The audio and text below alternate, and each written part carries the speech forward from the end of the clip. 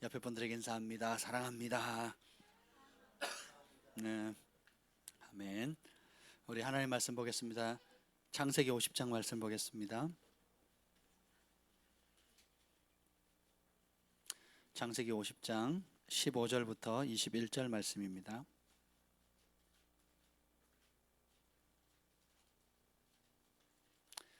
창세기 50장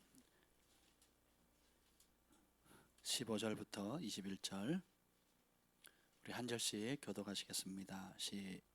요셉의 형제들이 그들의 아버지가 죽었음을 보고 말하되 요셉이 혹시 우리를 미워하여 우리가 그에게 행한 모든 악을 다 갚지나 아니할까 하고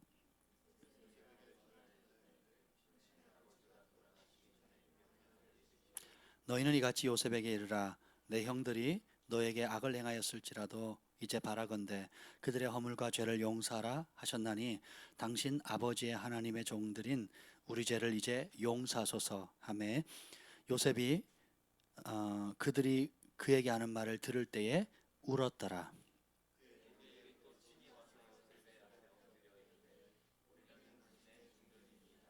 요셉이 그들에게 이르되 두려워하지 마소서 내가 하나님을 대신하리이까.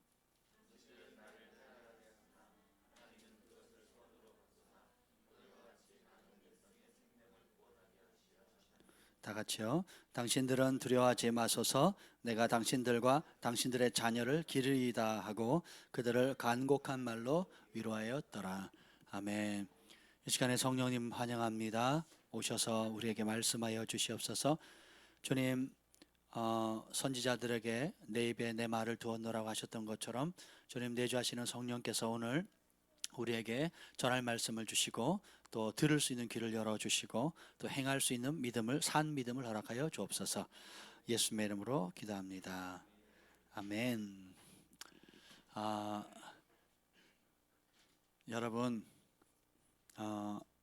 하나님이 만드신 세상이 참 아름답습니다. 근데 그 아름다운 것들 가운데 가장 아름다운 존재가 바로 여러분이세요. 예, 정말 신기하게 생겼잖아요. 그렇죠? 우리 요엘이 한번 보세요. 얼마나 특이하게 생겼나. 요엘의 옆으로 째려보는 눈빛은 거의 100만 불 수준이에요. 예. 아빠가 버린 게 아니에요.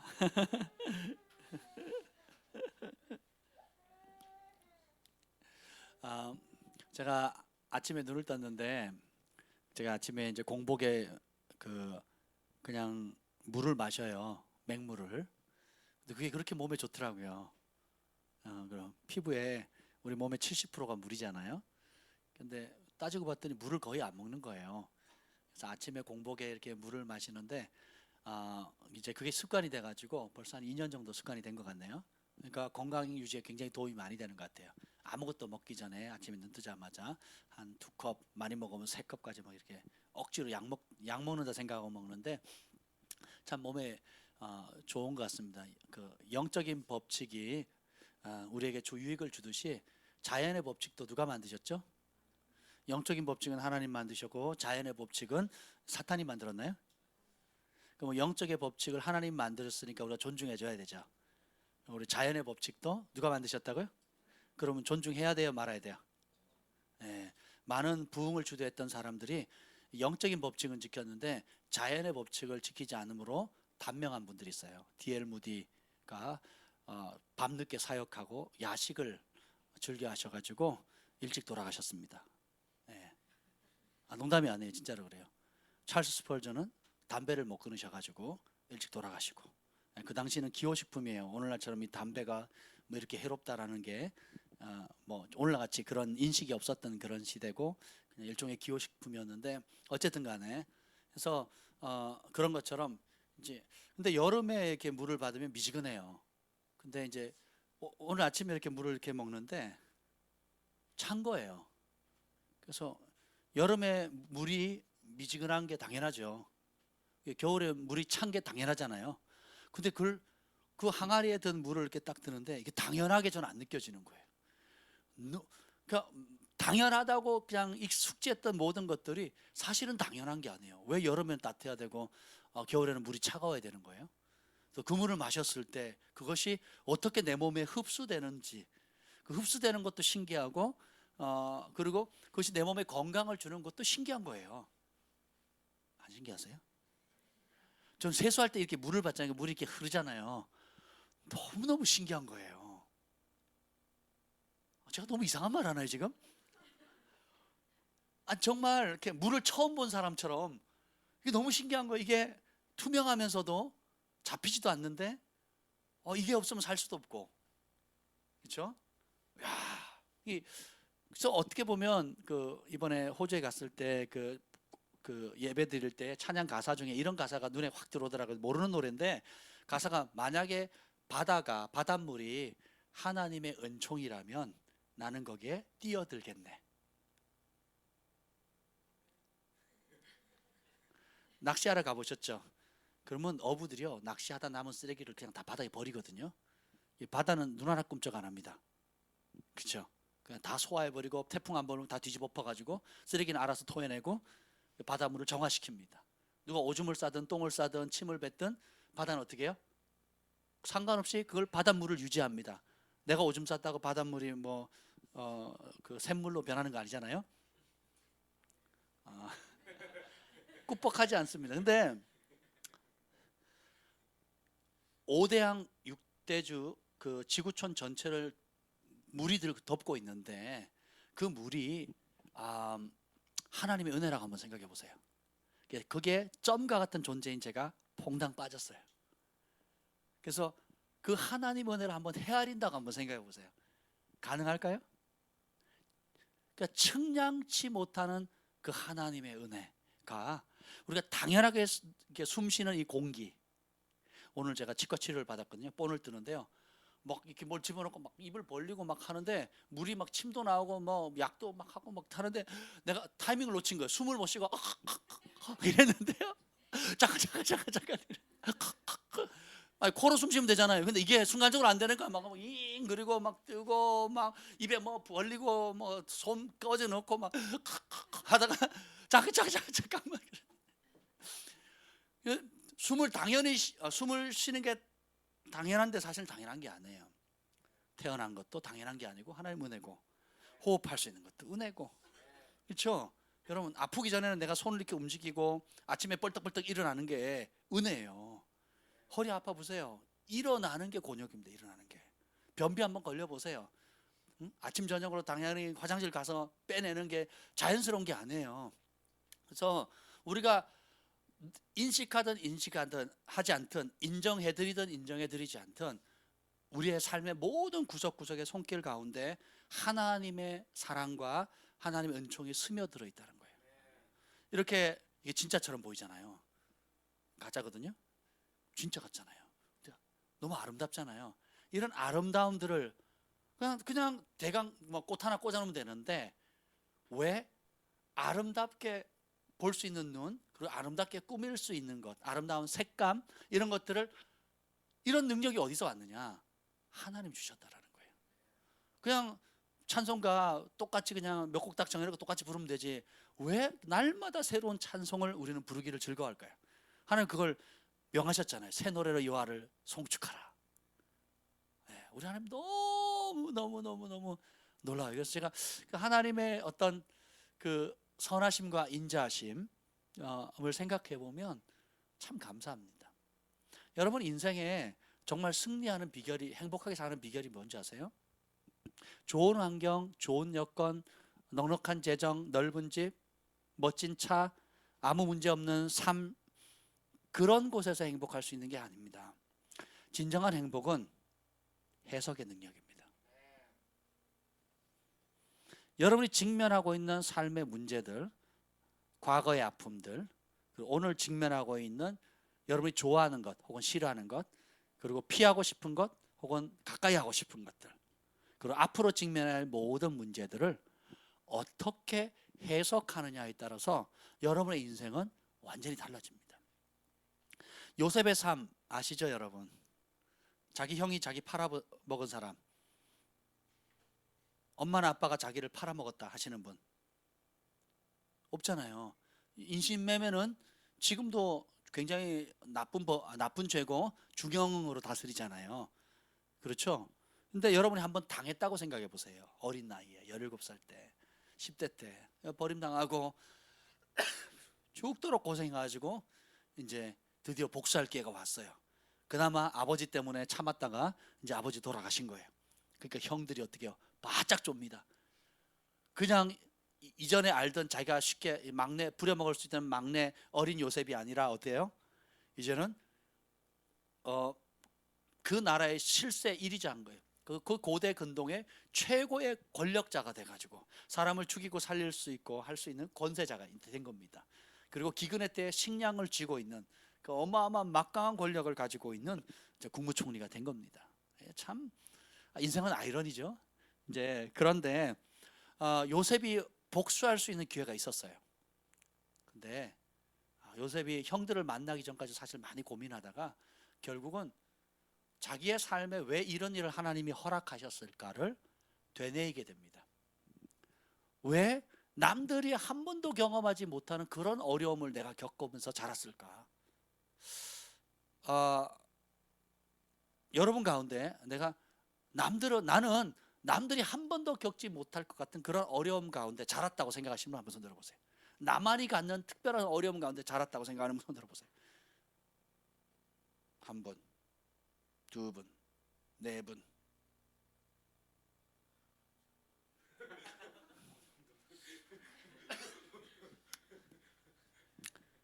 제가 학생들을 지도하다 보니까 또 많은 분들을 상담해 보니까 특별한 어려움, 그러니까 그냥 평범하게 산 사람이 아무도 없어요. 그러니까 나만 특별한 어려움을 겪고 자란 게 아니에요. 하나님의 법이 통치하지 않는 가정, 사회, 학교 교육, 대학, 어디든 직장이든 간에 연봉이 적고 많고 상관없이 하나님 나라의 법이 통치하지 않는 곳에는 반드시 고통이 있습니다. 그리고 거기는 아픔이 있어요. 근데 주님께서 그것을 허락하는 이유가 뭔지 아세요? 그 어려운 상황 가운데 하나님 없이 인생을 살아가는 것과 하나님과 함께 살아가는 것의 차이가 얼마나 큰지를 실제로 누리게 하는 겁니다. 그래서 하나님이 없다면 그것은 아픔과 고통과 쓴뿌리와 원망과 또 복수심과 시기심과 질투심과 온갖 이런 것들 가운데 응어리져서 결국은 우리나라 사람들이 한이 많고 또 요즘 제일 많이 나오는 보험 광고가 뭡니까? 암보험이에요. 저는 무서워요. 그래서 YTN이 0시에 뉴스를 시작하거든요. 꼭 5분 전에 뭘 광고를 하는지 아세요? 암보험 광고를 합니다. 진짜 너무 싫어요. 저는 너무너무 싫습니다. 그런데 그렇게 광고하는 이유가 뭐겠어요? 그만큼 많은 사람들이 거기에 관심 있고 또 그것에 대한 두려움들이 있기 때문에 그렇고 실제로 많이 발견되고 있기 때문에 그렇습니다. 그런데 하나님께서 우리를 이 땅에 두셨을 때 질병, 고통, 아픔 그리고 한 맺히는 것들 말로 다 할 수 없는 고통들 가운데서도 하나님께서 그것을 허락하신 이유는 마치 예수님께서 내가 너희를 양을 천적인 이리에게 늑대에게 보낸 것 같다라고 하셨어요. 세상에서 너희를 끄집어내 가지고 빨리 얼른 천국 보내는 게 예수님의 기도의 제목이 아니라 어떻게 해요? 세상 속에서 따라합시다. 세상 속에서 어둠 속에서 질병의 공격 속에서 인생의 난제 속에서 빛이 되는 거예요. 보존하는 겁니다. 그리고 근근히 버티는 삶이 아니라 어떻게 해요? 빛이 되고 소금과 같은 역할을 해서 어떻게 해요? 그 어둠을 밝히라는 거예요. 병을 고치라는 겁니다. 가난을 타파하라는 거예요. 묶임을 자유케 하라는 것입니다. 슬픔과 원망과 아픔이 있는 곳에 기쁨과 감사와 행복으로 바꾸라는 거예요. 그것이 저와 여러분의 사명이라는 겁니다. 요셉이 참 늦게 산전수전을 다 겪고 나서 어떻게 해요? 자신의 삶을 되돌아보는데 아버지가 돌아가신 이후에 인생을 다시 한번 돌이켜볼 수 있는 기회가 생깁니다. 이미 형들은 용서했지만 형들은 도둑이 지발 저린다고 이제 아버지가 방패막이가 됐는데 방패막이가 사라져 버린 거예요. 그때니까 얼른 쫓아와가지고 어떻게 해요? 사람 먼저 보내고 다 찾아와가지고 넙죽절합니다. 이제는 우리는 당신의 종입니다. 형이 아니고 종놈들입니다. 얼마나 무서웠으면 그랬겠어요. 그렇잖아요. 얼마나 무서웠겠어요. 늘 잠이 편하겠어요? 아버지 돌아가실 때가 다 됐는데 아버지 돌아가시면 어떡하나? 아버지 돌아가시면 이제 끝장이다. 아버지 돌아가셨네? 그러니까 어떻게 해요? 사람 보내고 떼거지로 쫓아가지고 넙죽절하면서 뭐라고 얘기합니까? 17절 한번 읽읍시다. 17절 시작. 너희는 이같이 요셉에게 이르라. 내 형들이 내게 악을 행하였을지라도 이제 바라건대 그들의 허물과 죄를 용서하라 하셨나니 당신 아버지 하나님 종들인 우리 죄를 이제 용서하소서 하매 요셉이 그들이 그에게 하는 말을 들을 때 울었더라. 요셉은 이제 예수님 한 인생의 해석을 하나님 없이 살 때는 굉장히 이해할 수 없었고 견디기 어려웠어요. 근데 하나님께서 그런 과정을 통과해서 연단해서 결국 그 총리 자리에 이르게 하신 것을 깨달았을 때 그 원망과 미움의 쓴뿌리는 이제는 뭘로 변합니까? 긍휼로 바뀌어요. 진짜 용서하면 그 미움이 긍휼로 바뀝니다. 근데 가장 큰 미움의 대상은 누군지 아세요? 권위자입니다. 내적 치유를 배울 때 그 잘못된 정체성이나 아픔이나 그런 상처를 주는 그런 사람을 거짓 선지자라고 표현하거든요. 내적 치유에서 이제 그 거짓 선지자 1호가 누군지 아세요? 엄마 아빠입니다. 거짓 선지자가 뭐냐면 하나님의 말씀대로 가르쳐지지 않거나 다르게 가르쳐주는 대상을 거짓 선지자라고 이제 내적 치유에서는 얘기를 하는데요. 그 1호가 엄마 아빠예요. 가장 사랑하고 가장 존경하는 존재고 가장 신뢰하는 존재인데 거기서 상처받거나 약속을 안 지키거나 또 기타 여러 가지 아픔을 겪게 되면 거기서 어떻게 돼요? 이제 뒤틀려지게 상처가 되고 쓴뿌리가 되고 아픔이 되고 거절감을 누리게 되고 낮은 자존감에 열등감에 그리고 권위자는 어떻게 돼요? 세상에 믿을 놈 하나 없다 이렇게 되는 거예요. 그런데 이 과정은 거의 대부분이 겪습니다. 옆에 분에게 계세요. 당신만 겪은 게 아닙니다. 별로 위로가 안 되시나 봐요. 다 겪는다는 거예요. 근데 진짜 이 요셉이 하나님이 어떤 분인가를 알게 되니까 어떻게 돼요? 뭘 선택합니까? 용서를 선택하죠. 그리고 어떻게 해요? 이게 내가 처음에는 억울했는데 너무 고통스러웠는데 그리고 아마 자면서 수천 번 이를 부득부득 갈았을 거예요. 형들 보기만 해봐라. 내가 이제 성공해가지고 보란듯이 내가 땅덩거리면서 살 거야. 이를 악물고 얼마나 열심히 일했겠어요. 그뿐만 아니라 권력이 주어지네. 권력이 주어지니까 어떻게 해요? 나중에는 내가 아주 잔혹하게 복수해야지. 이런 생각이 지나가지 않았을까요? 한 번은 하지 않았을까요? 모르겠어요. 제가 요셉처럼 거룩하지 않아가지고 잘 모르겠는데 적어도 저는 한 100번은 했다고 생각합니다. 제 믿음은. 행동을 안 했을 뿐이지. 그런 생각이 안 들었겠냐고요. 나중에 보기만 해봐라. 응? 그렇지 않겠어요? 예. 여러분도 삶 가운데 제 삶 가운데 그런 것이 있었습니다. 그런데 주님을 만나니까 인생을 보는 안경이 달라지는 거예요. 똑같은 고통인데 그 고통이 이제는 어떻게 보여요? 축복이라는 거 알아요. 마치 예방접종과 같은 거예요. 그죠? 여러분 옛날에 불주사, 우리 어릴 때는 불주사라 그랬거든요. 요즘 막 퍽 찍어서 흉터도 안 남더라고요. 우리 불주사 맞으면 이렇게 뿔뚝 튀어나와가지고 평생 나 불주사 맞았다 그러고 자랑하고, 넌 안 맞았지? 나는 맞았다 그러면서 자랑하고 다녔잖아요. 무슨 훈장처럼. 그런 것처럼 이제 그것이 오히려 우리의 면역을 길러줄 뿐만 아니라 건강하게 만들어주는 것처럼 우리의 삶의 불과 같은 연단들, 이해할 수 없는 어려움들, 그때 하나님 어디 계셨어요? 그 상황 속에 하나님 내가 부르짖을 때 왜 도와주지 않으셨어요? 그 상황에 왜 나를 보호해 주지 않으셨어요? 그 상황에 왜 나에게 공급해 주지 않으셨나요? 라고 하는 그런 수많은 남모르는 눈물을 흘릴 수 있는 상황들이 각자에게 다 있었다라는 거예요. 따라합시다. 나만 그런 거 아니다. 지금도 남모르는 그런 눈물을 흘리는 상황 가운데 있습니다. 크고 작은 문제로 인해서. 부모님이 좋으면 자식이 문제고, 자식이 좋으면 부모가 문제고, 친구 잘못 만나서 어떻고, 그죠?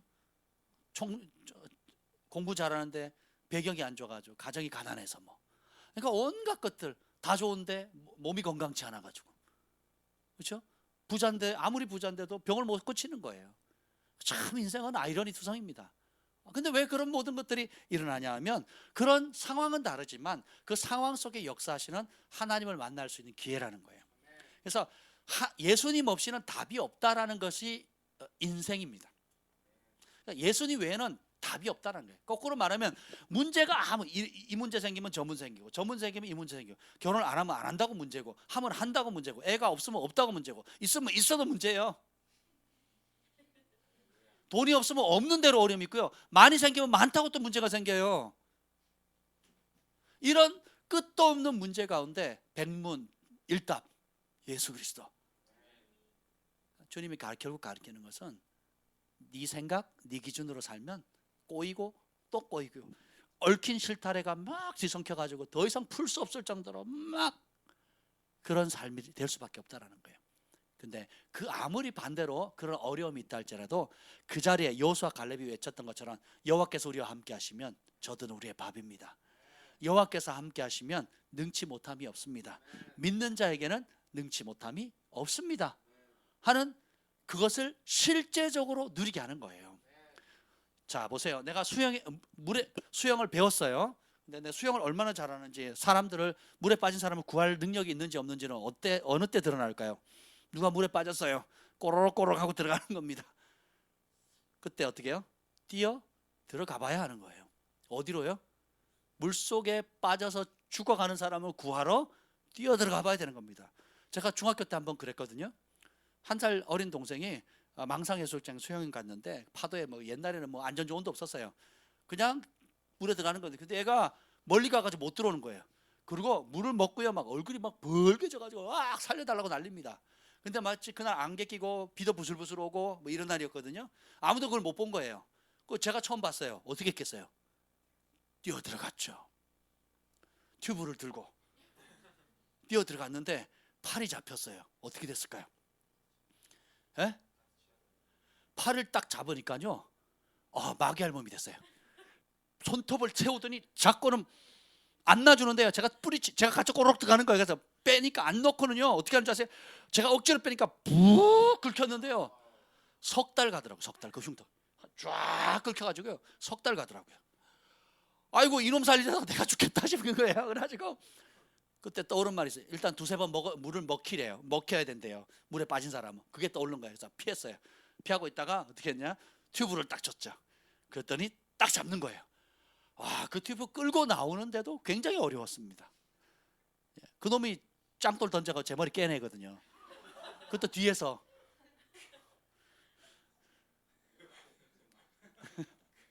꺼집어내줬어요. 그랬더니 물에 빠져봐야 생명 귀중한 줄도 알고, 또 그걸 그냥 구경하고 있을 거냐, 아니면 뛰어 들어가서 구해낼 거냐. 내 안에 그런 용기가 있는지 부딪혀봐야 알아요. 내 안에 그런 두려움을 이길 수 있는, 죽음에 대한 두려움보다 살려야 하겠다는 그 용기가 그 안에 있는지 그때 처음 한 거죠. 왜냐하면 제가 그때 안 갔으면 그 안에 죽었어요. 진짜로 죽었습니다. 왜냐하면 너무 멀리 들어갔고, 파도도 높았고, 사람들 없고. 물론 사람들은 많았는데 그 아이가 물에 빠진 걸 본 사람이 없었어요.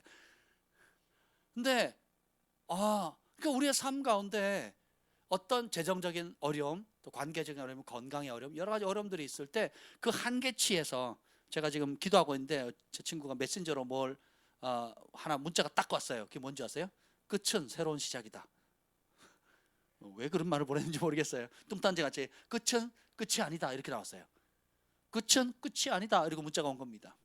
끝은 새로운 출발이에요. 왜요? 끝자락에 가면 뭐예요? 내 힘으로 할 수 없으니까 끝이잖아요. 내 힘으로 용서할 수 없고, 내 힘으로 참을 수 없고, 내 힘으로 풀 수 없고, 내 힘으로 견딜 수 없고 내 힘으로 뭔가 어떤 한계점에 딱 이르렀을 때 너는 내게 부르짖어라. 내가 알지 못하는 크고 비밀한 일을 보여주라. 내가 너를 도우리라. 그래서 어떻게 해요? 나의 끝이 하나님의 새로운 출발입니다. 내가 참을 수 없는 분노, 미움, 그리고 복수하고자 하는 마음이 요셉이 얼마나 컸겠어요. 성경 기록은 안 돼 있겠지만 그냥 요셉은 성자니까 나는 괜찮아. 나는 하나님을 경외하는 사람이니까 안 아파. 그래요? 사람은 그럴 수가 없습니다. 아플 수밖에 없고 감정이 있는 존재이기 때문에. 감정을 누가 만드셨어요? 하나님 만드셨거든요. 감정은 아플 수밖에 없어요. 감정은 섭섭할 수밖에 없고 감정은 우리에게 모진 어떤 뭐랄까 우리의 상태를 그대로 알려주는 겁니다. 근데 의인은 감정을 따라 살지 않습니다. 제가 양육을 하면서 제가 철저히 느끼는 건데요. 우리의 삶은 감정의 그러니까 결국 믿음은 뭐냐? 감정에 지배받는 삶을 살 거냐 아니면 하나님의 말씀에 지배받는 삶을 살 거냐의 선택이에요. 현실에 보이는 오감으로 느껴지고 보이고 볼 수 있고 들을 수 있고 만질 수 있는 그것만 믿을 거냐 아니면 보이진 않지만 그보다 높은 차원에 있는 하나님의 약속의 말씀을 붙들 거냐. 그것이 우리의 선택이라는 거예요. 근데 그것이 진짜 믿느냐 안 믿느냐는 어디서 드러나요? 삶의 현실에 부닥치는 문제 속에서 드러나는 거예요. 부모님과의 갈등, 부부 사이의 갈등, 또 내가 원하는 길이 막힌다든지 혹은 나도 나를 절제가 안 된다든지 어떤 내 나름대로 최선을 다하지만 그냥 끝인 거예요. 그냥 끝자락인 거예요. 더 이상 갈 데가 없네요. 더 이상 이런 끝자락 같은 상황, 절박 그 자리에서 우리가 직면하는 게 뭐냐면 절박함입니다. 그래서 여호와께서 구하는 것은 구하는 제사를 기뻐하지 않고 뭐예요? 상한 마음, 깨어진 마음이에요. 상하고 깨어진 마음은 뭐냐면 내 기준, 내 의가 무너지고 하나님의 말씀 앞에 순종할 수 있는 자리로 나아가는 겁니다. 깨지지 않으면 나 자신의 의를 내려놓지 않으면 하나님의 말씀의 자리에 순종이 불가능합니다. 여러분이 재능 있는 힘 있는 야생마 같은 존재예요.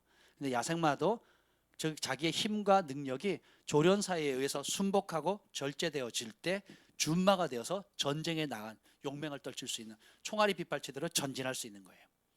근데 그렇지 않으면 야생마로 여전히 남으면 내 마음대로 내 뜻대로 막 뛰어다니고 힘과 젊음은 있다 할지라도 야생마도 결국은 늙습니다. 늙으면요 결국은 평범한 말이나 혹은 제명에 못 살다가 죽는 말이 되겠죠.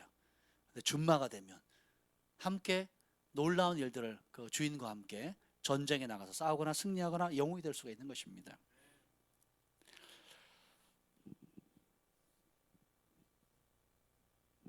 해석을 바르게 하셔야 돼요. 여러분 지금 문제를 어떻게 바라보세요? 지금 저 겪고 있는 어려움에 대해서 어떻게 해석하고 계십니까? 하나님 없이 내 감정을 따라서 해석을 하나요? 아니면 그 상황에 예수님을 초청하십니까? 예수님을 초청할수록 여러분은 행복해집니다. 예수님을 초청할수록 여러분의 삶에 기적이 일어나요. 예수님의 이름을 부를수록 그분의 음성을 더 자주 듣게 되는 겁니다. 근데 예수님 교회는 다니지만 성경은 읽지만 찬양팀의 멤버로 가입되어 있지만 그런 상황 속에서 여전히 내 감정을 따라 결정하고 내 감정을 따라 말하고 내 기분을 의지하게 되면 어떻게 돼요? 낙담하고 좌절하고 쓴뿌리는 더 굵어지고 깊어집니다. 그래서 주님께서 어떻게 해요? 용서하라고 말하는 겁니다. 용서는 어마어마한 파워가 있어요. 용서는 하나님의 본성입니다. 성경에 보면 사유하기를 즐거워하시는 하나님이라 그랬죠. 하나님은 용서하기를 즐거워하신다 그랬어요. 여러분 참 이게 용서라는 게 좀 독특해요. 누가복음 17장 3절에 보면 형제가 와서 회개하거든 용서해줘라. 하루에 7번 잘못하고 잘못을 저질렀어요. 그리고 돌아와서 7번 용서를 구하면 뭐 하라고요? 6번만 용서해 주라 그랬죠. 전부 용서해 주래요. 근데 우리는 용서라는 게 무슨 눈물을 흘리고 무슨 적극적인 뭔가가 있어야지 용서가 될 것처럼 생각하잖아요. 근데 아이들이 서로 뭐 다투거나 싸우거나 울거나 하고 서로 화해하고 용서했을 때 반응 한번 보세요. 막 비명을 지고 싸우다가 어떻게 해요? 용서하면 순식간에 헤헤 하하하 호호호 하면서 막 언제 그랬냐는 듯이 원상태로 돌아가 버립니다. 여러분이 그랬어요. 어렸을 때 옆에 분에게서 당신이 그랬어요. 당신이 그렇게 용서하셨습니다. 네. 근데 커갈수록 어떻게 해요? 앞끝도 있고 뒤끝도 있죠. 앞에서도 못해 안해 못해 신앙 안해 신앙, 앞에서도 못해 안해 힘들어 목사님이 당해봤어요? 그런 일 겪어봤어요? 아 앞에서도 힘들어하고 또 뒤에 가서도 어떻게 해요? 그걸 막 계속 품고 키우고 양분을 주고 막 인삼 산삼 다 먹입니다. 그래서 계속 키워나가는, 계속 엄청나게 키워나가요. 그러면 어떻게 되는 줄 아세요? 여러분이 서야 할, 하나님이 이 땅에 태어나게 한 목적, 부르심의 자리로 못 갑니다. 쓴뿌리, 특별히 용서는 권위자와의 관련돼 있고 권위와는 또 순종과 관련돼 있고. 그럼 어떻게 돼요? 권위자를 바라볼 때 늘 빼딱하게 바라봅니다. 그래서 뭐라고 얘기하면 아멘 하고 나오기가 어려워져요. 겉으로는 전체 분위기가 아멘 하는 분이니까 아멘 할 수 있는데 속은 어떻게 해요? 아니 그래도 꼭 저래야 되나? 이렇게 하면 되지 저렇게 하면 되지. 이런 아유 목사님이 현실을 몰라, 현실을. 응? 세상 물정 너무 모르셔 라고 속으로 생각한다는 거예요. 이게 뭐예요? 그 근본은 그냥 내가 다른 의견을 가지고 있어가 아니에요. 그 근본 뿌리는 뭐냐면 권위자에 대한 상처입니다. 이해가 되세요? 그래서 어떻게 해야 돼요? 용서해야 됩니다. 근데 그 용서는 신의 성품이에요. 신의 성품, 하나님의 성품입니다. 우리가 예수 믿고 나게 되면 하나님, 예수님의 영이 들어오잖아요. 성령님이 들어오시거든요. 그 성령님이 들어오시게 되면 내가 할 수 없는 것을 하게 됩니다. 예수님의 십자가의 그 보혈의 능력이 우리의 죄를 사는 권세가 있어요, 없어요? 자, 내가 100가지 죄를 지었어요. 그럼 예수님의 보혈의 능력은 한 80가지만 지울 수 있나요? 아니면 100가지 다 지웁니까? 99가지는 지울 수 있는데 마지막 이 죄만큼은, 여러분이 몰라서 그래, 이 죄만큼은 주님도 용서하기 어려워요. 십자가의 보혈의 능력도 이 죄만큼은 용서를 못할 것 같은, 사실 그렇게 살고 있지 않나요?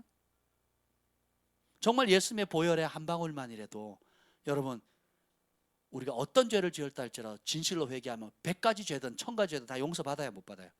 받을 수 있으면 믿으십니까? 아멘.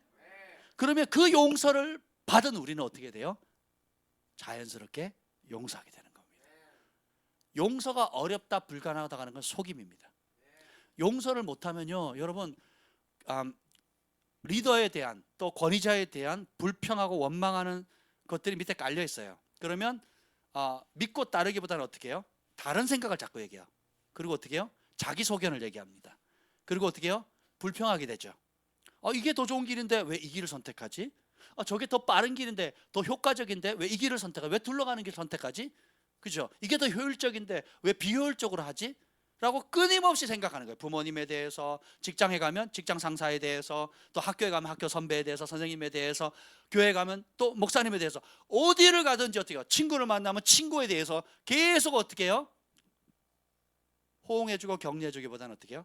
자꾸 다른 생각들을 얘기하게 되는 겁니다. 그럼 어떻게 해요? 불평하는 마음이 생기고, 불평은 결국 불신으로 가게 되거든요.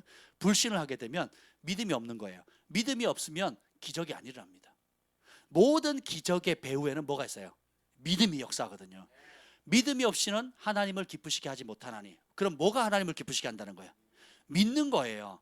그래서 하나님께 나아가는 자는 반드시 그가 계신 것과 자기를 찾는 자에게 상 주심을 믿어야 될지니라. 근데 이런 모든 믿음의 능력을, 참된 믿음을 박살내고 파괴시키는 게 결국 뭐예요? 용서치 않는 마음이에요. 권위를 대적하는 것도 결국은 어디로 갑니까? 용서하지 않는 마음에 들어가는 겁니다. 그리고 쉽게 좀 이렇게 비판적인 사고를 가진 사람 있잖아요. 또 수능적인 사고방식을 가진 사람 있고, 뭐 어느 게 좋다 나쁘다 차원이 아니라 특별히 하나님의 말씀이나 권위자에 대한 어떤 비판적인 사고나 내 마음 깊숙한 곳에 겉으로 말하는 게 아니에요, 여러분. 겉으로는 다 잘하죠. 겉으로도 못하면 그 사람은 사회생활이 어려워져요. 겉으로 포장을 잘해요. 우리 여기 포장 기술이 아주 탁월하잖아요. 그 선물할 때 포장을 잘하잖아요. 포장을 잘못하면 가치가 떨어지고, 포장을 잘하면 작은 것도 가치가 커지잖아요. 잘하면서 학교 생활, 사회 생활, 또 가정 생활을 통해서 무슨 기술을 배워요? 포장 기술을 배우는 겁니다. 그래서 마스크를, 다양한 마스크를 써요. 상황에 따라. 표정 하나 안 바뀌고 이렇게 관리하는 법들. 근데 하나님은 외모를 보지 않고 뭘 보신다? 중심을 보시거든요. 그래, 하나님이 축복하실 때 외모를 보고 축복하세요? 중심을 보고 축복하세요? 은총을 베푸실 때 하나님께서 외모를 보고 주세요? 중심을 보시고 주세요? 위로가 많이 되죠? 아멘. 아멘. 위로가 많이 되셔야 됩니다. 네. 주님의 영이 우리 안에 들어오게 되면 부드럽고 착한 마음을 줘요.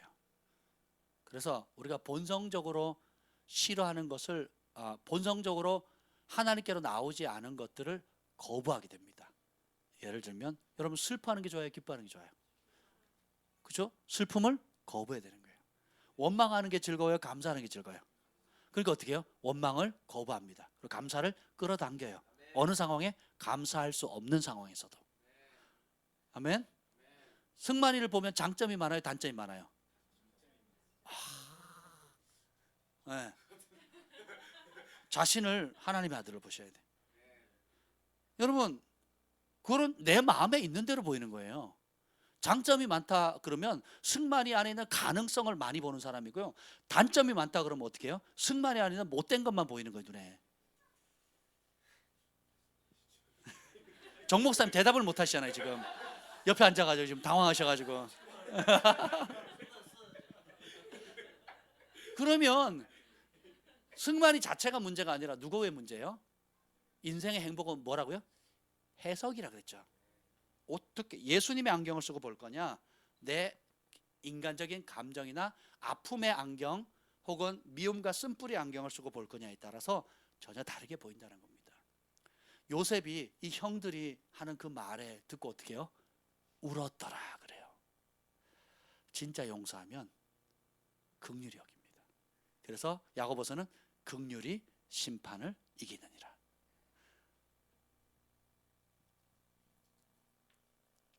그래서 용서는 단순히 그 죄를 잊어버리는 게 아니에요.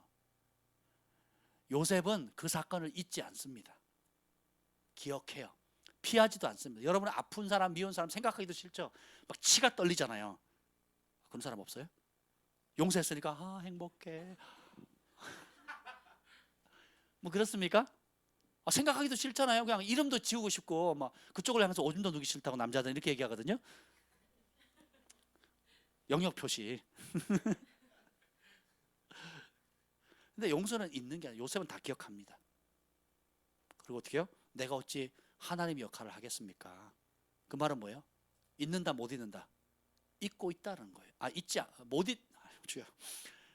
기억하고 있다라는 거예요. 그런데 어떻게 해요? 정확하게 해석한다는 거예요. 아픔은 기억하지만 해석은 정확하게 한다는 거예요. 뭐예요? 아픈 거 맞다. 내가 버림당했고 형들이 날 죽이려고 했고 나 노예 생활했고 아팠다. 죽이도록 미웠다. 미운 마음이 있었다. 근데 내가 그것을 밉다고 해석하지 않겠다라는 거예요. 하나님이 보내셨고 하나님이 더 큰 계획을 가지고 어떻게 해요? 우리 가족뿐만 아니라 온 나라 열방을 구원하기 위해서 큰 계획을 가지고 나를 연단시키셨고 여기까지 세우셨다. 그래서 어떻게 해요? 하나님 나를 죽이려고 보낸 것이 아니라 나뿐만 아니라 우리 가족들 그리고 온 열방을 구원하려고 보내셨다. 그 구원의 무게를 감당할 수 있도록 연단시키려 보냈다는 거예요. 그러니까 어떻게 해요? 감사하지요. 그래서 용서는 단순히 망각하고 회피하고 그냥 잊어버리는 게 아니라 어떻게 해요? 직시합니다. 근데 어떻게 해요? 해석을 다르게 해요. 하나님의 관점으로 봅니다. 그리고는 어떻게 합니까? 하나님이 20절 읽어봅시다. 20절 보세요. 시작. 당신들은 나를 헤아려 하였으나 하나님은 그것을 선으로 바꾸사 오늘과 같이 많은 백성의 생명을 구원하게 하시려 하셨나니. 당신들이 나를 어떻게 해요? 죽이려 했다는 거예요. 죽이려고. 근데 하나님은, 따라해봅시다. 하나님은 여러분 문제 빵 터졌을 때 첫 번째 반응 하나님 하고 나와야 돼요. 누가 칭찬했다 그러면 야 어떻게 그런 지혜가 있었습니까? 그럴 때 하나님이 이렇게 나와야 돼요. 그 문제에 대해서 해답이 뭡니까? 그러면 하나님의 말씀에 하나님이 바로가 요셉에게 네가 그래 꿈 해석 잘한다더라 그랬더니 꿈의 해석은 내가 아니라 하나님이라는 거예요. 다니엘에게 너 꿈 해석 잘한다더라 그랬더니 그랬더니 너 한번 해석해봐라 그랬더니 다니엘이 뭐라 그럽니까? 그건 내가 하는 게 아니라 누가? 하나님이 하신다는 거예요. 여러 문제가 재정적인 문제, 관계의 어려움, 육체의 어려움, 질병의 문제, 또 여러 가지 풀 수 없는 문제 가운데 빵 터졌을 때 나는 왜 이렇지? 저 사람이 왜 나에게 상처 줬지? 왜 나는 이런 가정에서 태어났지? 왜 나는 이렇게 억울한 일을 당했지? 그래서 나는 하면 어떻게 돼요? 내가 만든 늪에 내가 못 빠져나옵니다. 근데 모든 믿음의 사람은 그 상황에 뭐라고 얘기해요? 하나님은 당신들은 나를 해하려고 했지만 하나님은 그것을 선으로 바꾸셨다는 거예요. 아무리 나를 죽이려 할지라도 하나님은 선으로 바꾸신다는 거예요. 아무리 악으로 공격할다 할지라도 하나님은 선으로 만드는 거예요. 아무리 낮추려고 한다 할지라도 하나님은 나를 높이신다는 거예요. 아무리 당신들이 나를 버렸지만 하나님은 나와 함께 하신다는 거예요. 나는 끝자락에 이르렀지만 하나님은 그 자리에 나에게 길을 내신다는 거예요. 길이 없어 보이는 곳에서조차도 광야에서 길을 내시고 사막에 강물을 내시는 하나님. 그래서 여러분들의 삶에 문제가 빵빵빵 터졌을 때 그냥 헛되이 주여 주여 이러지 말고요. 정말 하나님은 이 문제에 대해서 하나님이 함께 하실 때 어떤 일이 있을까 기대하시길 바랍니다. 이번에 호주에 갔는데 가기 전날에 제가 그 얘기 안 했죠. 저 교회차 이제 주일날 예언학교를 마치고 이제 88을 타고 가는데 차가 타이어가 펑크나 2번 났어요. 뻥 하고 그리고 가다가 또 중간에 한 번 더 뻥 하더니요. 저기 행주대교랑 그 김포 들어가는 거기 그 사이 섰버렸습니다. 그러니까 다행이에요. 그게 제가 타고 가다가 멈춘 게 2번인데 이제 뻥뻥 하더니 그냥 차가 완전히 타이어가 그냥 완전히 다 그냥 틀어져 버렸어요. 나중에 알고 봤더니 막 심하게 뭘로 찔렸더라고요. 굉장히 심하게. 어쨌든 간에 그 제가 또 누굴 보험회사 연락했더니 누가 이제 보내왔는데 한참 오더니 어디에요? 어디입니다. 그랬더니 아이고 제 구역이 아니네요. 그러더니 다시 돌아가고 다른 구역을 또 부르는데 그래서 30분을 기다렸어요. 그 추운 날. 그 기다리면서 제가 우리 김 목사님 그랬어요. 하나님께서 이번 호주 여행에 큰 은혜를 주시려나 봐요. 그 다음날 새벽에 제가 그 창조 프린페에 가서 말씀 전해야 됐거든요. 잠을 몇 시간 못 자는데 조금이라도 가서 일찍 가서 오늘 잘 수 있겠구나 했는데 웬걸 뻥 터져가지고 그런 거예요. 그래서 오히려 제 입술에는 뭐예요? 기대감이 생기는 거예요. 전 같으면 짜증나. 진짜 조금이라도 더 자야 돼. 5분이라도 더 자야 되는데 일이 안 되려니까 이렇게 꼬이네. 이렇게 얘기했을 거예요. 근데 진짜 제 마음 가장 깊숙한 곳에 정말 하나님이 뭔가 놀라운 일을 하려니까 사단이 시기하니까 이렇게 마음 상하게 하려고 하나 보다. 이게 막 떠오르는 거예요. 그래서 전 마음에 평강이 오는 겁니다. 기분 좋게 그냥 다른 사람들 잘하고 쉬라 그러고 제가 나가서 뒤처리를 다 했습니다. 너무 기뻤어요. 그리고 이제 호주에 갔는데 뭐 이리저리 연락이 오는데요. 막 이런 문제 생겼습니다. 저런 문제 생겼습니다. 뭐 누가 어떻게 됐습니다. 막 하는 이런 얘기들이 오는데요. 또 제가 아내에게 얘기했어요. 여보, 이번 호주 여행에 하나님께서 어마어마한 선물을 주시려나 봐. 큰 은혜를 주실 것 같아. 전 같으면 어떻게 했어요? 그러니까 없을 때 꼭 그런 일이 생긴다. 없을 때 이 자리를 비우면 안 돼. 그냥 자리를 비우면 그냥 뻥뻥뻥 터져. 위층에서 내려오고 뭐 차 긁고 또 막 2단 3단 소리 하고 막 온갖 소리들이 막 들려오는데요. 근데 저희가 그 얘기를 듣자마자 서로 막 보고 웃었어요. 웃었다니까요. 웃으면서 정말 하나님이 놀라운 일을 우리 교회에 하시려나 봐. 그래서 진짜 그 호주에 있는 동안에 얼마나 큰 은혜를 받았습니까? 그리고 우리 교회도 영적 전환이 또 오게 될 거예요. 굉장히 저는 기대가 됩니다. 여러분이 성령님께 순종하면 놀라운 일이 있게 될 거예요. 그래서 문제가 뻥뻥 터지면 그때마다 이제는 어떻게 해요? 기대가 되는 거예요. 왜냐하면 기적의 무대는 항상 어려움이었어요. 기적의 무대는 언제나 성경에는 예외 없습니다. 언제나 어려운 상황, 끝자락의 상황이었어요. 하나님이 개입하지 않으면 안 되는 상황 속에서 하나님의 백성이 간절히 주님을 찾을 때에 기적이 일어난 겁니다. 그냥 편안한 환경에서 등 따시고 배부른 상황에서 일어난 게 아니라는 거예요. 오병이어의 기적, 5천 명의 5천 명 맞나요? 5천 명의 사람들을 허리 줄인 배를 먹일 수 있었던 것은 어떤 상황이었어요? 5천 명의 식사가 있었어요, 없었어요? 먹거리가 떨어져야 기적이 생기는 겁니다. 홍해 바다가 가로막아야 갈라지는 거예요. 아멘. 마지막 먹고 죽으리라는 밀가루 통에 있는 그 가루가 다 떨어져야 어떻게 해요? 다함이 없는 은혜가 부어지는 겁니다. 그런데 우리가 그 끝자락에 가서 어떻게 해요? 나를 묵상하고 내 남편, 내 아내, 내 부모, 내 형제, 내 직장, 내 상사, 내 주변의 사람들을 화살을 글로 쏘기 시작하면 어떻게 돼요? 기적을 놓치는 겁니다. 바로 그 순간 주님을 잡는 거예요. 끝자락이 결국은 뭐예요? 하늘이 열리는 자리예요. 끝자락에서 떨어져 헤어나지 못하는 늪에 빠질 거냐, 아니면 기적을 경험할 거냐는 여러분이 그때 누구를 부르냐에 따라 달려 있습니다. 자기 한탄하면서 자기 정죄감 속에 열등감에 빠질 거냐, 아니면 결국은 이게 우리 부모 때문입니다, 우리 누구 때문입니다, 누구 때문입니다 하고 남 탓으로 돌릴 것이냐, 그래서 같이 원망하면서 같이 무너질 거냐, 아니면 그 상황에서 요셉처럼 하나님께서 도우신다, 하나님이 함께 하신다, 생각을 바꾸셔야 돼요. 하나님은 그것을 가리켜서 하나님의 입장에선 그것을 뭐라 그러는지 아세요? 뭘로 보는지 아세요? 진짜 믿음으로 보시는 거예요. 감정이나 상황에 따라 의지하지 않고 하나님을 바라보는, 하나님의 공의로운 심판을 바라보는 겁니다. 우리 교회가 예언적으로도 다른 차원으로 넘어가야 돼요. 근데 넘어가지 못하는 이유가 뭐냐면 권위의 문제입니다. 결국 권위의 문제예요. 은사나 스킬 면으로 봤을 때는 제가 데리고 다니고 싶은 사람이 한두 명이 아니에요. 그런데 은사나 스킬을 못 가르쳐요. 그 이유가 뭔지 아세요? 권위자에 대한 아픔이에요. 그 쓴뿌리를 아직도 못 처리를 하니까 어떻게 돼요? 결국은 권위자에 대한 아픔 뭘로 기인한 거예요? 용서하지 못하는 마음에서 기억을 하거든요. 그것이 대상이 누구든 상관없어요. 용서하셔야 됩니다. 근데 용서할 수 있어요. 용서는 보세요, 제가 잊어버리는 거 덮어두는 게 아니라 그랬죠. 뭐라고 합니까? 해야 했다는 걸 직시하지만 거기에 하나님이라는 안경을 딱 쓰고 보는 거예요.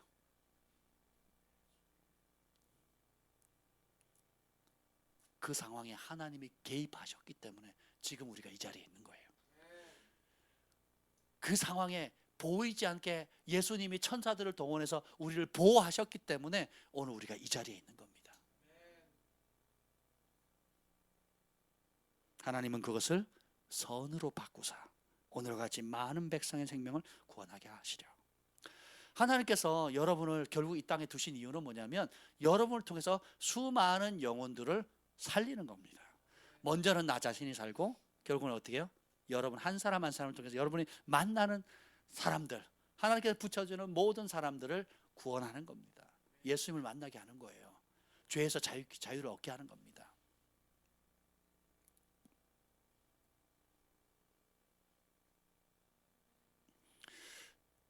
여러분이 내가 피해자다라는 의식을 못 벗어나면 다음 단계로 도약할 수가 없어요. 내가 피해자다 하는 의식에 사로잡히면 다음 단계로 일어날 수가 없습니다. 아무리 논리적으로 여러분이 피해를 당한 것이 현실적으로 맞다 할지라도 요셉이 피해자였어요? 피해자가 아니었어요? 현실적으로 피해자 맞죠? 100% 피해자죠. 요셉이 가해자인가요? 피해자죠. 그런데 피해는 당했지만 피해자 의식 속에 살진 않아요.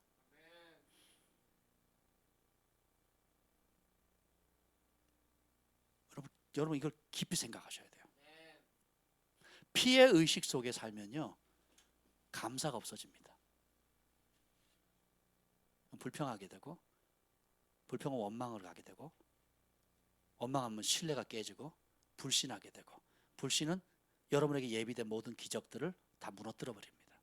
굉장한 파워가 있어요. 그러니까 피해 의식을 극복하셔야 돼요. 그러니까 저도 저 자신을 볼 때에 그 빙산의 일각처럼 겉으로 멀쩡해 보이고 말씀을 잘 전하는 사역자처럼 보이는데, 이 빙산의 이 내면에 이렇게 쓱 들어보면요, 굉장히 피해 의식이 상당히 깊다라는 걸 알게 됐어요. 예를 들면 여러분 가운데 누가 집을 사잖아요. 그러면 제가 와 감사합니다, 하나님 정말 내 기도를 들어주셨네요, 축복합니다. 저분이 저렇게 헌신하더니 남모르게 기도하고 하나님 나라를 위해서 애쓰더니 하나님 드디어 주셨네요, 와 너무 기쁘다 라고 단 한 번도 행복해한 적이 없어요. 제가 그랬다. 여러분 말고요. 여러분 다 기뻐하시잖아요, 그죠? 근데 기뻐하고 막 감사하고 막 할렐루야 막 드디어 막. 저는 안 그래요. 저는 단 한 번도 진심으로 기뻐해 준 적이 없어요. 심지어 같이 사역을 제가 아벨라 탈 텐데요, 목사님이 뭐 차가 한 대 더 생겨가지고 목사님 타던 좋은 차를, 그래도 거의 새 차인데 차를 제가 아닌 다른 목사님한테 주는 거예요. 그때 내가 막 할렐루야 우와 했겠냐고요. 아니 내가 더 목사님하고 친한 줄 알았는데, 목사님 날 더 이뻐해 주는 줄 알았는데 왜 나도 차 아벨라 못 보셨나? 아벨라 왜 그럴까요? 하나님의 말씀이 여기서 여기로 안 내려온 거예요. 그래서 어떻게 해요? 의인은 감정으로 살리라. 그래서 감정은 뭐예요? 내가 피해자다, 내가 누락됐다, 나는 혜택을 못 받았다, 나는 보호를 못 받았다, 공급을 못 받았다 하는 게 팍 깔려 있는 거예요. 그리고 나는 그러니까 그 피해를 보상받아야 된다, 내가 수고한 것에 보상을 받아야 된다, 그리고 나도 저 사람만큼의 대우를 받아야 된다, 적어도 저 사람보다 나은 대우를 받아야 된다 하고 어떻게 해요? 계속 어떻게 해요? 나 중심으로 받고 또 받고 받아야 된다고 생각하는 거예요. 그런데 안경을 바꿨으면 하나님의 관점으로 보면 어떻게 해야 돼요? 하나님 저 사람 집을 주셨는데요, 하나님 저 사람보다 더 어려운 이 자매에게도 하나님 집을 주세요. 하나님 내가 할 수만 있으면 내가 그것에 씨앗 헌금이라도 좀 싣고 싶습니다. 그래서 어떻게 해요? 내가 피해자니까 그걸 받아야 됐다, 보상을 받아야겠다는 관점이 아니라 어떻게 해요? 어떻게든지 축복의 통로가 되려고 하는 능동적인 적극적인 마음을 갖게 되는 겁니다. 요셉이 그냥 긍휼한 마음으로, 안타까운 마음으로 울기만 한 게 아니에요. 뭐라고 나옵니까? 21절 읽어봅시다. 21절 시작. 당신들은 두려워하지 마소서, 내가 당신들과 당신들의 자녀를 기르리이다 하고 그들을 간곡한 말로 위로하였더라. 긍휼은 감정에 머무르지 않아요. 긍휼은 눈물에만 머무르지 않습니다. 진짜 긍휼은 어떻게 해요? 당신들과, 이 기근의 때 당신들과, 그리고 어떻게 해요? 당신들의 자녀를 먹이겠대요. 기르겠다. 실제로 고센 땅 주지요. 그리고 기근의 때 다른 민족들은 와가지고 뭘 파는 줄 알아요? 첫 번째는 돈을 다 냅니다. 돈 떨어지니까 어떻게 합니까? 땅 문서를 냅니다. 그래도 안 되니까 어떻게 해요? 자기 가축들을 다 냅니다. 그래도 안 되니까 자기 몸을 팔아요. 그래서 종이 다 됩니다. 그래서 애굽 근역에 있는 모든 사람들이 바로 왕에게 자기 재산, 땅, 돈, 가축, 그리고 자기 처자들까지 전부 다 어떻게 해요? 살기 위해서 바로 왕에게 바칩니다. 그 상황에 그런 7년의 기근의 때에 요셉의 자기의 원수인 형들을 먹이고 입히고, 그리고 어떻게 해요? 땅을 주고 공급해주고, 그리고 심지어 아버지가 돌아가신 이후에도 죽음 때문에 벌벌 떨고 있는 그 사람이 어떻게 해요? 평생 그 자식들까지 돌봐주겠다는 거예요. 길러주겠다는 겁니다. 긍휼이 심판을 이깁니다. 긍휼이 미움을 이기는 거예요. 제가 처음 예수 믿을 때 제게 큰 회개 장면을 마지막 보여준 게 저희 친아버지를 미워하는 모습을 보여주셨어요.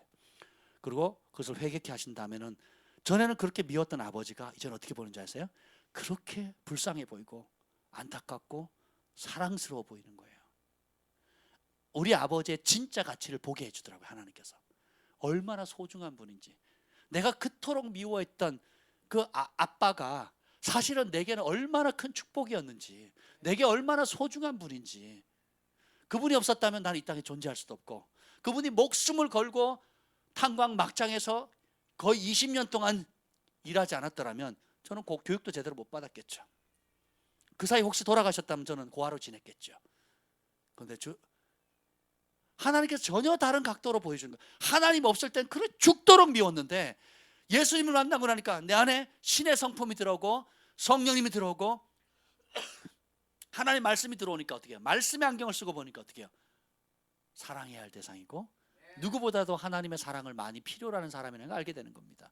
그리고 어떻게 해요? 섬기게 되는 거예요. 사랑하게 되는 겁니다.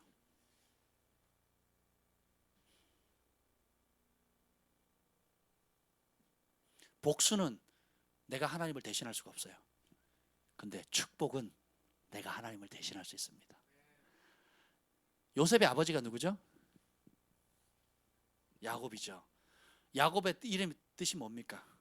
속이는 자, 사기꾼 뭐 이런 뜻이 있잖아요. 뭐 이름을 그렇게 지었는지 몰라요.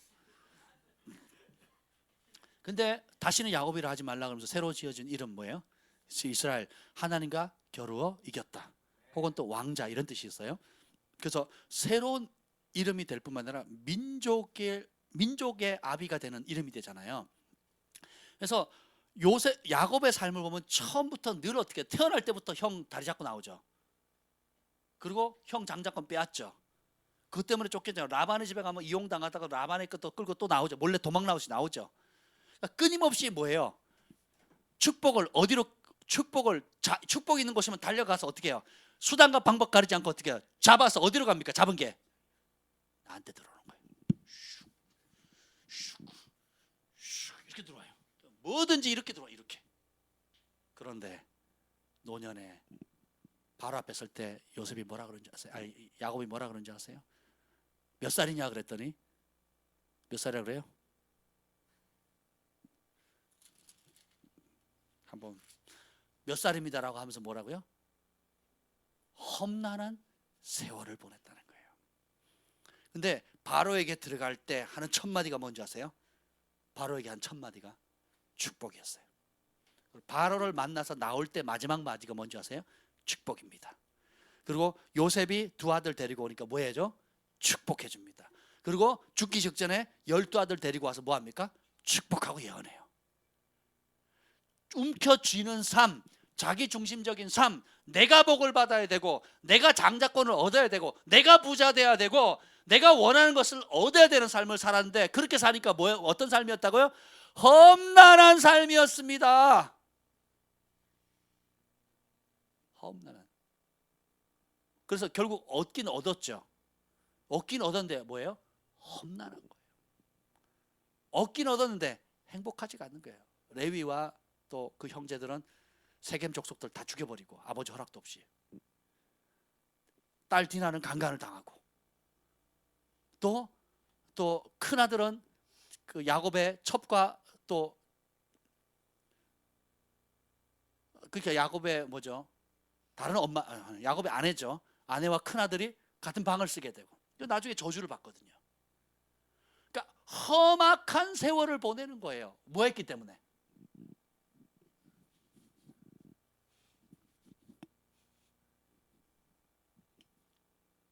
우리도 똑같습니다.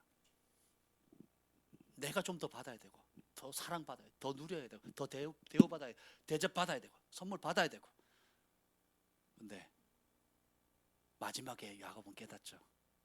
축복을 나눠주는 거예요. 분깃을 나눠주는 겁니다. 나눠주는 삶. 나눌 때 비로소 행복해요. 요셉은 결국 어떻게 해요? 더 젊었을 때 깨닫습니다. 그래서 자기 원수에게 어떻게 해요? 용서해 줄 뿐만 아니라 축복해 주고 축복이 말쟁이로 끝난 것이 아니라 어떻게 해요? 땅을 주고 가축을 주고 종들을 주고 그리고 어떻게 해요? 기근할 때 양식을 줍니다. 그리고 그 자녀들까지도 돌보게 돼요. 그뿐만 아니라 마지막에 뭐예요? 24절 읽읍시다. 24절 시작. 요셉이 그의 형제들에게 이르되 나는 죽을 것이나 하나님이 당신을 돌보시고 당신들은 이 땅에서 인도하여 내사 아브라함과 이삭과 야곱에게 맹세하신 땅에 이르게 하시리라 하고 요셉이 또 이스라엘 자손에게 맹세시켜 이르기를 하나님이 반드시 당신들을 돌보시리니. 아멘. 자, 죽을 때 유언을 뭐라고 합니까? 죽을 때까지 하는 말이 뭐예요? 나는 죽지만 하나님은 당신들을 돌봐주신다는 거예요. 살아있는 동안은 하나님이 나를 통해서 여러분을 먹이고 입히고 돌봤지만 내가 이제 죽습니다. 먼저 죽습니다. 이제 누가 돌본다고요? 하나님이 당신을 돌본대요. 나는 그럼 누구라는 거예요? 하나님의 축복의 통로라는 겁니다. 하나님이 하실 일을 보이지 않는 하나님이 보이는 나를 통해서 항복한 그릇, 용서한 그릇으로 내어드린 나를 통해서 축복한 일을 계속하겠다라는 거예요. 그리고 25절에도 하나님이 반드시 여러분들을 돌보신다는 거예요. 참 아름답지 않습니까? 근데 우리는 언제까지 계속 쥐어 넣는 삶을 살겠어요? 그리고 피해의식 속에 내가 당했다, 아프다. 저는 동생 때린 기억이 없거든요. 제 남동생은 아직도 아프대요. 너무 많이 맞아가지고. 아니 제가 사람 치는 사람으로 보이세요? 진심이 안 들렸어요.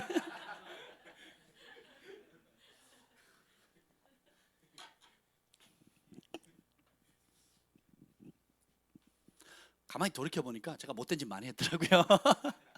저는 나름 착했고 모범적이라고 생각했는데 저는 나름 잘했는데 동생 입장에서는 많이 맞은 거예요. 근데 지금 동생하고 사이가 너무 좋거든요. 전 동생이 너무 사랑스럽고 또 막 안쓰럽고 내가 뭘 좀 못해줘서 막 늘 마음에 미안한 마음이 굉장히 큽니다. 그래서 동생만 보면 막 짠해요. 그냥 짠합니다. 제 동생 이런 병철인데 발글병 발글철 짠합니다. 너무 사랑스러워요. 우리 경환이가 제 동생을 많이 닮았어요.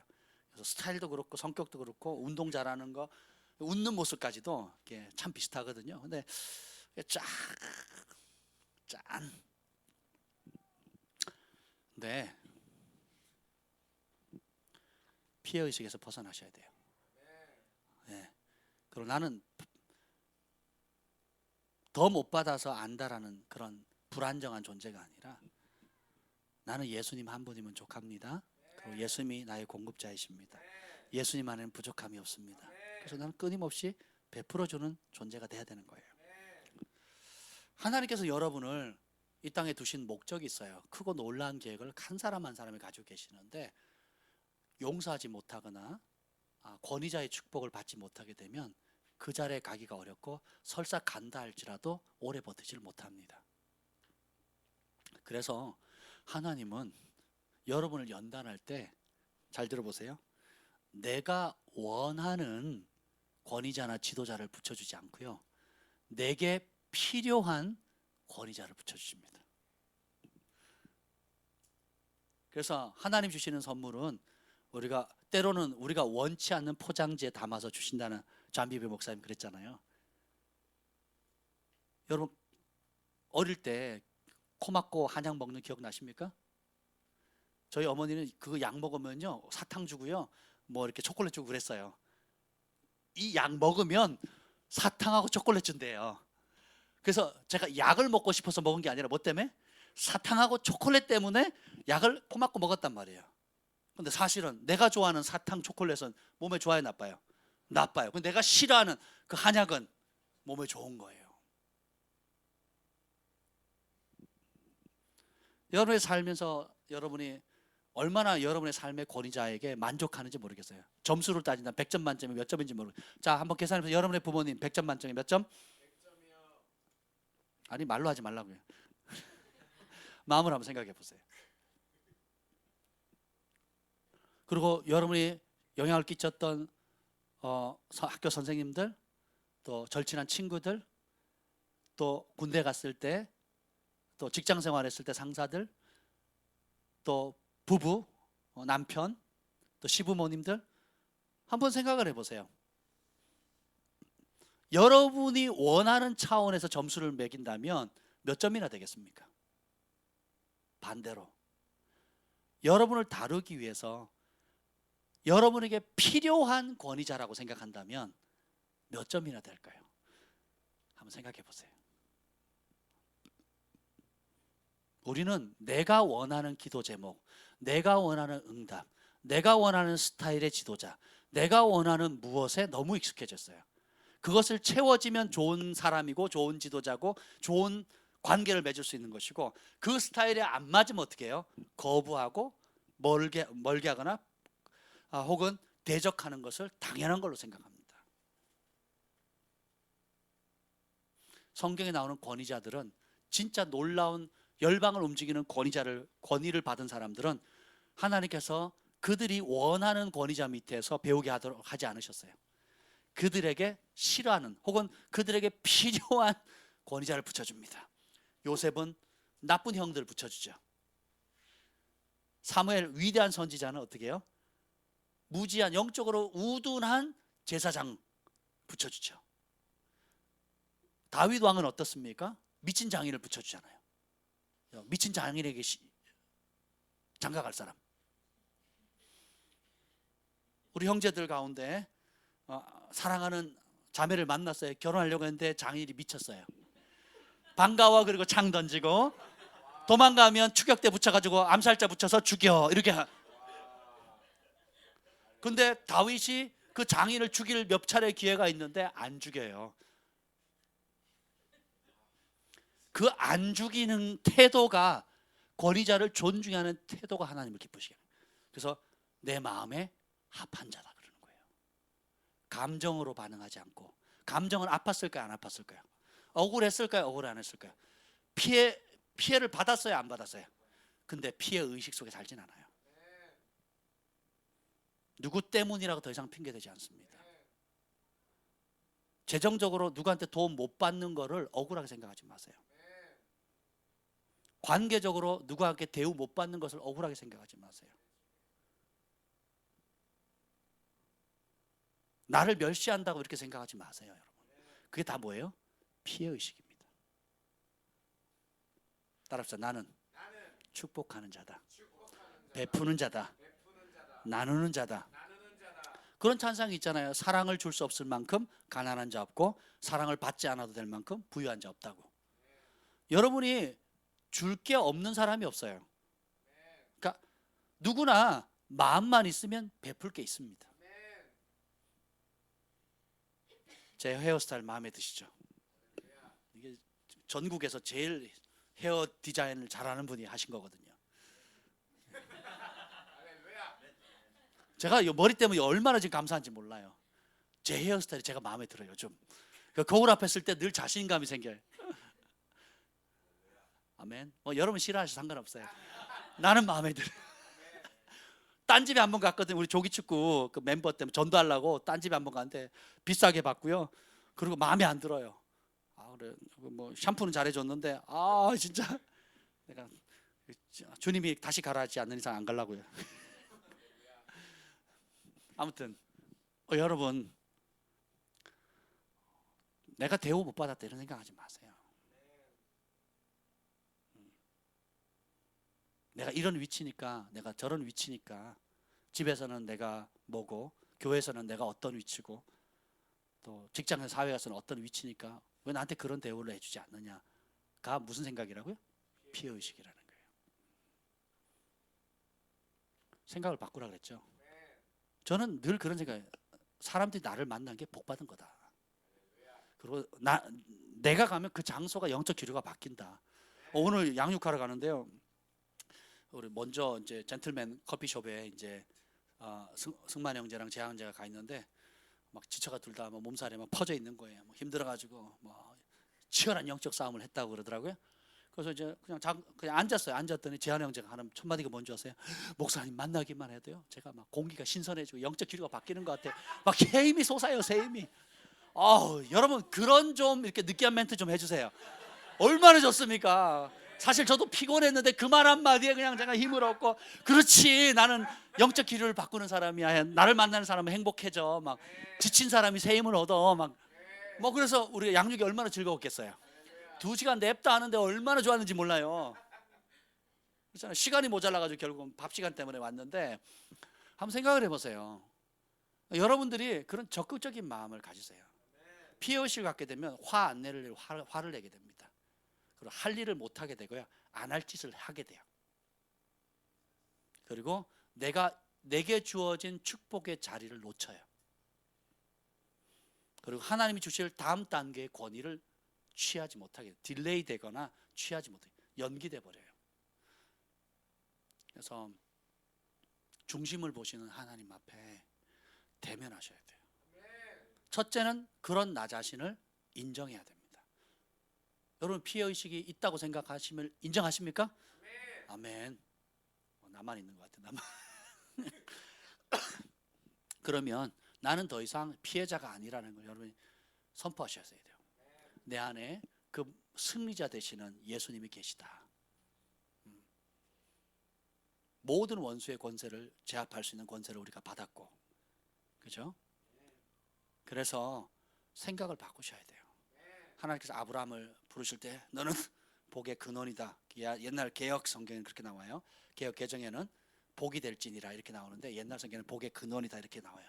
너를 통해서 너를 축복하는 자 축복이 임하고 너를 저주하는 자 저주 된다. 그러니까 내가 뭐 판단할 필요 있어 없어요. 저를 잘 대주면 여러분 복 받아요. 저를 못 대주면 저주 받아요. 이게 아브라함이 받은 복이에요. 근데 갈라디아 3장에 보면 예수님을 믿는 사람, 예수님 안에 있는 사람 다 아브라함의 자손이래요. 그리고 아브라함의 복을 받는데요. 그러니까 지금 제가 한 고백 따라해 보세요. 나를 축복하면 당신도 복을 받고요. 나를 저주하면 당신 저주 받아요. 네, 그 얘기는 할 필요 없어요. 그 얘기는 할 필요 없는데 핵심은 뭐냐면 저주에 초점이 있는 게 아니고 하나님의 은총을 받는 자에게. 자, 생각해 보세요. 여러분이 만약에 제 아들 주한이, 경한이, 소망이, 사랑이, 온유를 잘 대주면 누구를 잘 대준 거예요? 저를 잘해준 거예요. 함부로 대하면 저를 함부로 대한 거예요. 그죠? 그렇잖아요. 그럼 제가 잘 대주는 사람에게 그러면 어떻게 해요? 우리 아이들을 잘 대주는 사람 제가 함부로 대하겠어요? 귀하게 대하죠. 하나님도 마찬가지예요. 하나님도 하나님의 자녀인 여러분을 잘 대하는 사람을 축복해 주는 겁니다. 그 다음에 뭐랍니까? 너를 통해서 열국이 복을 받을 것이다. 저는 제 부르심이 그거라고 생각해요. 나를 통해서 열방이 복을 받는 거예요.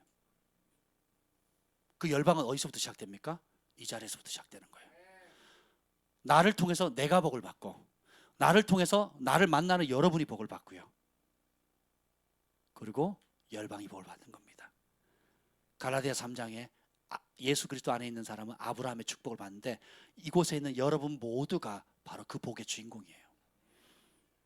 이번에 호주 가서 그걸 절실히 느꼈습니다. 아침 10시부터 밤 10시까지, 아침 10시부터 밤 12시 반까지 풀 스케줄이에요. 그러니까 서로 점심 대접하겠다, 저녁 대접하겠다, 막 그리고 아이들 뭐 초콜릿 사주겠다, 뭐 필요한 거 없냐고, 없다고. 없다 그랬더니 막 이것저것 사다 주시더라고요. 그것도 지혜예요. 없다 그래야 그분들 수준의 선물이 오더라고요. 그렇잖아요. 근데 제가 이거 필요하다 그러는데 수준에 못 미달하면 서로 민망하고, 너무 낮게 부르면 내가 더 좋은 걸 못 받잖아요. 그러니까 없다 그러니까 그분들 수준의 믿음의 눈으로 저에게 공급을 해주는데 너무 감사하지 않습니까? 제가 또 상처 여러 개 치유받았어요. 맨날 냄새 난다고 외국 사람들 저 보면 냄새 난다 그러는데 그 잘생긴 호주 사람들이 저들이 smells good 막 이렇게 smell good. 제가 2번이나 들었잖아요. 2번 다른 곳에서 제가 향수 뿌리고 왔거든요. smells good. 제가 엄청 그 상처 치유받았어요. 캐나다에서 받은 상처를 호주 가서 나왔어요. 호주 가서. 여러분, 행복은 누가 가져다 주는 게 아니에요. 여러분 안에 이미 있습니다. 크리스 발라튼 목사님 그랬어요.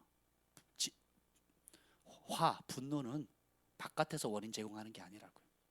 내 안에 있다고. 그래서 남을 탓할 필요 있다 없다? 없다라는 거예요. 행복의 근원이 어디에 있어요? 내 안에 누구예요? 예수님이잖아요. 그래서 여러분이 문제 빠바방 터지면 저 사람이 누가 이게 아니라 어떻게 해요? 하나님이 나를 이곳에 보내셨다. 이거 나오잖아요. 당신들은 나를 헤아려 했으나 하나님은 그것을 선으로 바꾸셨다. 꿈의 해석은 여호와께 있습니다. 내 지혜가 아닙니다. 그리고 죽을 때도 뭐래요? 하나님이 반드시 여러분을 돌볼 겁니다. 죽는 순간까지 누구 얘기에다가요? 하나님 얘기하는 거예요. 왜요? 나는 이 땅에 하나님을 나타내는 영광의 통로인 거예요. 신약의 용어로 하면 나는 예수님을 나타내는, 이 땅에서 예수님이에요. 예수님을 나타내는, 그 예수님은 성경 히브리서의 맏형, 큰형님이고 우리는 둘째, 셋째. 그러니 우리 자매들은 예수님이 큰오빠예요. 큰오빠. 아멘. 큰오빠니까 오빠는 동생은 오빠 닮잖아요. 형은 동생은 형은 닮듯이 한 가족으로. 그래서 형제라 부르기를 부끄러워하지 않으셨다 그랬어요. 십자가를 지셨는데 우리를 형제 삼으려고. 그럼 뭐예요? 이 땅에 사는 동안에 우리는 예수님. 제 남동생 저를 많이 닮았습니다. 운동도 잘하고요, 성격도 좋아요. 그리고 미안해. 성격은 아니야. 성격은 아닌 것 같아요.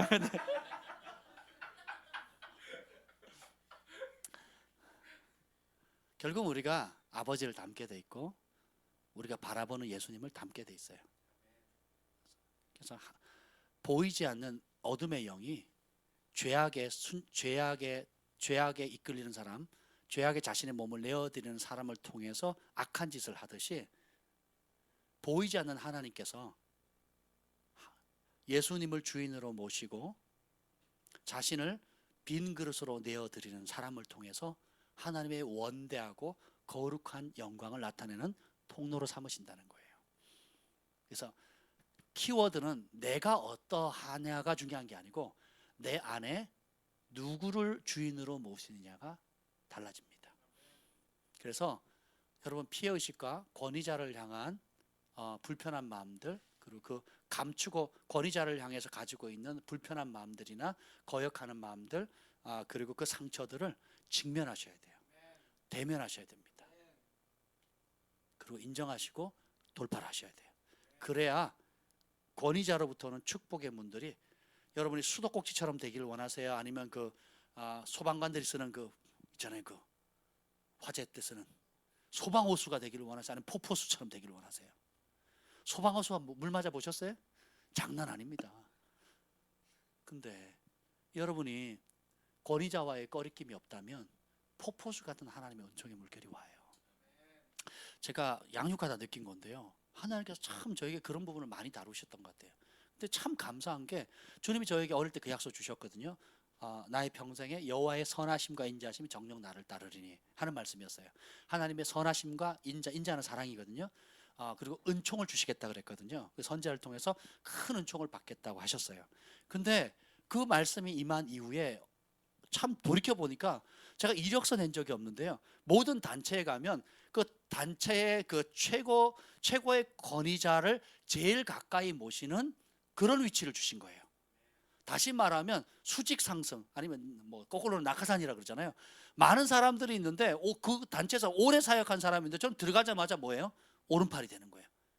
그 권위자, 마치 엘리야를 모셨던 엘리사처럼, 모세를 모셨던 여호수아처럼 하나님께서 그런 자리를 주는 거예요. 어디를 가든. 이거는 내가 공부를 잘해서 노력을 많이 해서 또 그 사람 밑에서 잘 보여서 오래 뭘 해서 되는 게 아니에요. 따라합시다. 은총이다. 그래서 은총은 어디서 오느냐?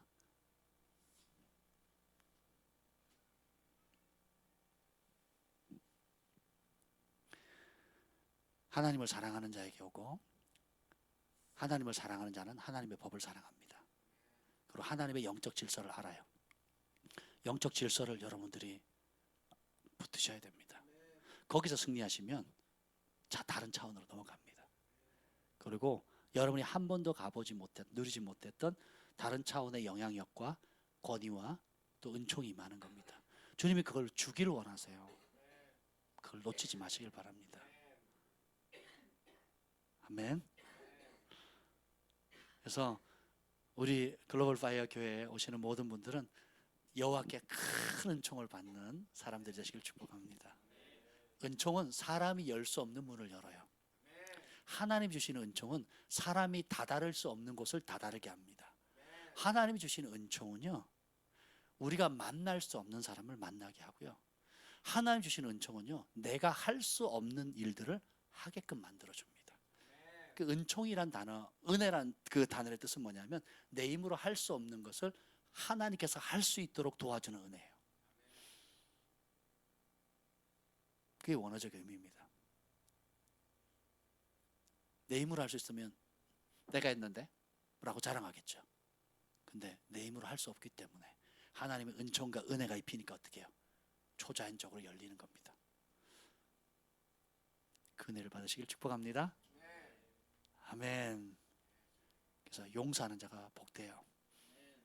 권위 아래 즐거이 거하는 자가 복됩니다. 그래서 여러분들이 평생 함께할 그리스도의 몸을 찾으시길 바라요. 지나가는 나그네로서 삶을 살지 마세요. 우리의 인생은 나그네 인생이 맞습니다.